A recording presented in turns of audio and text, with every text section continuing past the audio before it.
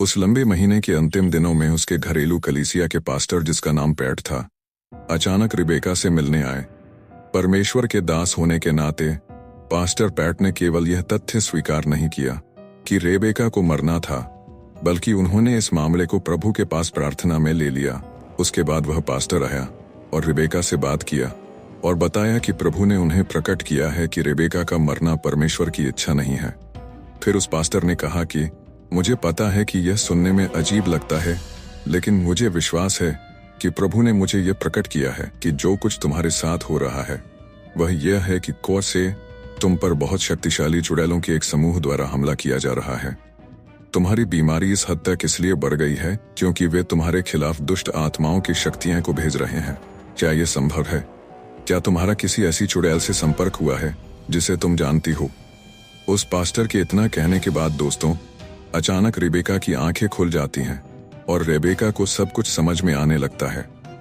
वह अपने आप से कहने लगी कि उसने अपने स्वास्थ्य की बिगड़ती स्थिति को उस लड़ाई से क्यों नहीं जोड़ा जो वह अस्पताल में शैतानवादियों के खिलाफ लड़ रही थी।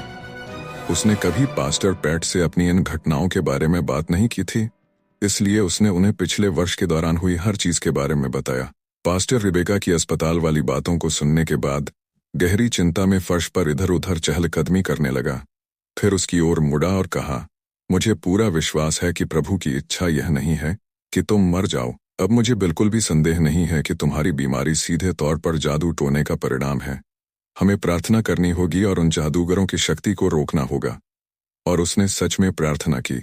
न केवल पास्टर ने, बल्कि पूरी कलीसिया के प्राचीनों के साथ लगभग 200 अन्य सदस्यों ने भी 1 सप्ताह तक बिना रुके उपवास और प्रार्थना किए, रिबेका के लिए मध्यस्थता करते हुए कि प्रभु यीशु रिबेका को पुनः उठाकर खड़ा करे और उन शैतानवादियों जादूगरों की शक्ति को तोड़ने की प्रार्थना करते हुए जो रिबेका के विरुद्ध उनके द्वारा भेजे जा रहे थे।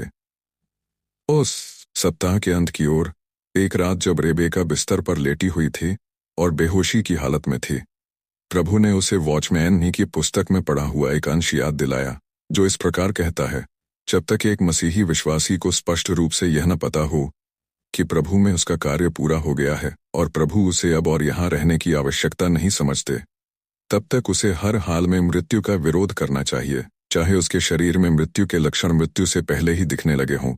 लेकिन उसका कार्य अभी बाकी हो तो उसे और उसके लक्षणों का स्पष्ट रूप से विरोध करना चाहिए। अपने वातावरण, शारीरिक स्थिति और अनुभव को देखकर यह मान लेना कि हमारा समय आ गया है, यह हमारी ओर से एक गलती है। इसके बजाय हमें प्रभु से एक गलती है इसके बजाय हमें प्रभु से स्पष्ट संकेत प्राप्त करने की आवश्यकता होती है। जैसे हम उसके लिए जीते हैं वैसे ही हमें उसके लिए मरना भी चाहिए। यदि इस संसार से हमारा उठाया जाना प्रभु की ओर से न हो तो हमें इसका पूरे जोर से विरोध करना चाहिए। मृत्यु पर विजय पाने के लिए विश्वासियों को अपनी मानसिकता को समर्पण से प्रतिरोध में बदलना होगा। जब तक हम अपनी निष्क्रिय मानसिकता को नहीं छोड़ते, हम मृत्यु पर विजय प्राप्त नहीं कर सकते, बल्कि यह हमें ठट्ठों में उड़ाएगी और अंततः हमें असमय समाप्त कर देगी। आज प्रभु के कई भक्तगण मृत्यु के प्रति अपनी सहमति को ही विश्वास समझने की गलती कर बैठते हैं। वे सोचते हैं कि उन्होंने सब कुछ परमेश्वर को सौंप दिया है और कहते हैं कि यदि उन्हें मरना नहीं चाहिए तो परमेश्वर निश्चित रूप से उन्हें बचा लेंगे, और यदि उन्हें मरना ही चाहिए तो परमेश्वर अवश्य ही उन्हें मरने देंगे। परमेश्वर की इच्छा पूरी हो, ऐसा कहना सही प्रतीत होता है, लेकिन क्या यह विश्वास है? बिल्कुल नहीं, बिल्कुल भी नहीं। यह तो केवल आलसी निष्क्रियता है। जब हमें परमेश्वर की इच्छा का ज्ञान ना हो तो यह उचित है कि हम प्रार्थना करें, मेरी नहीं परंतु तेरी इच्छा पूरी हो, लूका 22:42। लेकिन इसका यह अर्थ नहीं है कि हमें स्पष्ट रूप से प्रार्थना नहीं करनी चाहिए और अपनी निवेदन और विनती परमेश्वर के सामने नहीं रखनी चाहिए। हमें मृत्यु के प्रति निष्क्रिय रूप से आत्मसमर्पण नहीं करना चाहिए, क्योंकि परमेश्वर हमें उसकी इच्छा के साथ सक्रिय रूप से कार्य करने के लिए निर्देश देते हैं। जब तक हमें निश्चित रूप से यह ज्ञात न हो कि परमेश्वर चाहता है कि हम मरें, तब तक हमें मृत्यु को निष्क्रिय रूप से हमें दबाने की अनुमति नहीं देनी चाहिए, बल्कि हमें परमेश्वर की इच्छा के साथ सक्रिय रूप से सहयोग करना चाहिए और इसका विरोध करना चाहिए। हमें ऐसा दृष्टिकोण क्यों अपनाना चाहिए? क्योंकि बाइबल मृत्यु को हमारे शत्रु के रूप में देखती है। 1 कुरिन्थियों 15:26 द स्पिरिचुअल मैन की पुस्तक से, वॉचमैन नी, पृष्ठ 216-219। जैसे ही प्रभु ने रेबेका के स्मरण में उपरोक्त बातों को लाया, पवित्र आत्मा ने शांति से उससे बात की और उसे बताया कि यह पिता की इच्छा नहीं थी कि वह मरे, क्योंकि पृथ्वी पर उसके लिए अभी बहुत कार्य शेष था। उसे खड़ा होना चाहिए, शैतान का विरोध करना चाहिए और उससे बीमारी या मृत्यु को स्वीकार करने से इनकार करना चाहिए। कुछ समय तक उसने संघर्ष किया, क्योंकि अपने दिल की गहराइयों में वह जीना नहीं चाहती थी। वह अब और संघर्ष नहीं करना चाहती थी। वह अपने प्रभु के पास जाना चाहती थी और वह सारी शांति और आनंद प्राप्त करना चाहती थी जो वह जानती थी कि वहां उसकी प्रतीक्षा कर रहा था। लेकिन पवित्र आत्मा की वह शांति भरी कोमल आवाज बार बार कह रही थी। अंततः बहुत सारे आंसुओं के साथ उसने अपने पैर चट्टान पर रखे अर्थात साहस के साथ शैतान को झिड़कना शुरू किया और उसे यीशु के नाम में आज्ञा दी कि वह चला जाए, कि वह अब और उस बीमारी को स्वीकार नहीं करेगी जो शैतान उस पर डालने की कोशिश कर रहा था, और वह मृत्यु को स्वीकार नहीं करेगी।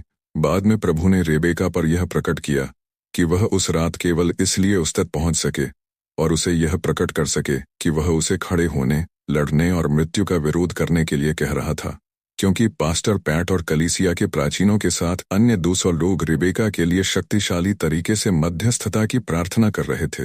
रेबेका की मांसपेशियों को इतनी क्षति हुई थी कि उसे 3 महीने की रिकवरी के अवधि से गुजरना पड़ा, अर्थात उसे ठीक होने में 3 महीने लग गए, लेकिन प्रभु ने उसे उठाया और पूरी तरह चंगा कर दिया।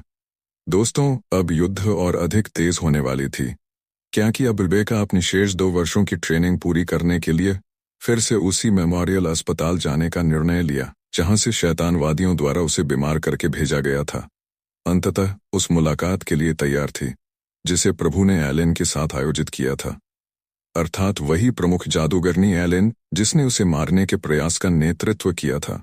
अब उसी से सामना होने वाला था। दोस्तों, आगे के अध्याय आत्मिक दुनिया के प्रति आपकी आंखें खोल देंगे। हमारे साथ बने रहे।